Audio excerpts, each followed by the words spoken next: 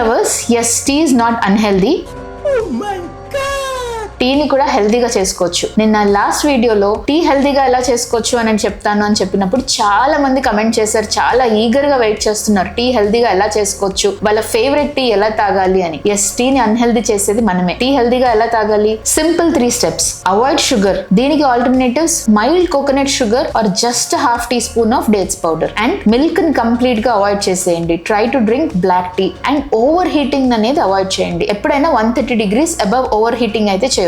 ఈ 3 simple steps తోటి టీని హెల్దీగా చేసుకోవచ్చు. ఎప్పుడైనా సరే హోల్ లీఫ్ గ్రీన్ టీ తాగితే చాలా మంచిది. అండ్ ఐడియలీ ఈ బ్లాక్ టీ అనేది యూజువల్లీ ఎక్సర్సైజ్ ముందు కూడా తాగొచ్చు, ఎందుకంటే it increases your muscle endurance and overall anti oxidation కి హెల్ప్ అవుతుంది కాబట్టి ఎక్సర్సైజ్ కూడా హెల్ప్ అవుతుంది. But make sure not normal tea with milk and sugar, only black tea or green tea. And usually tea అనేది immediate post meal avoid చేయండి. కొంతమంది తినంగానే మంచిగా అరుగుతుంది కదా అని బ్లాక్ టీ తాగుతాం అనుకుంటారు, but it is bad. Iron absorption అనేది tea వల్ల తక్కువ అయిపోతుంది. So try to avoid black tea after food. But according to my knowledge 90% వాళ్ళకి, ఈ జనరేషన్ వాళ్ళకైతే ఈ బ్లాక్ టీ మంచిది, బ్లాక్ కాఫీ మంచిది అని మాత్రం మనకు చాలా మందికి తెలుసు. అయినా సరే దాంట్లో ఖచ్చితంగా మిల్క్ అండ్ షుగర్ యాడ్ చేసి టీ తాగుతున్నాము. So what I mean to say is, మనకి తెలియకుండా ఏదైనా చేస్తే ఇట్ ఇస్ ఫైన్, బట్ తెలిసి చేయడం అనేది ఫూలిష్నెస్ అని అంటాను నేను. So from today if you don't know this information, follow అవ్వండి. తెలిసి కూడా టీని ఇంకా అలానే తాగుతాం, ఒక్క టీయే కదా ఏమవుతుంది అనుకుంటే ఇంకా మీ ఇష్టం.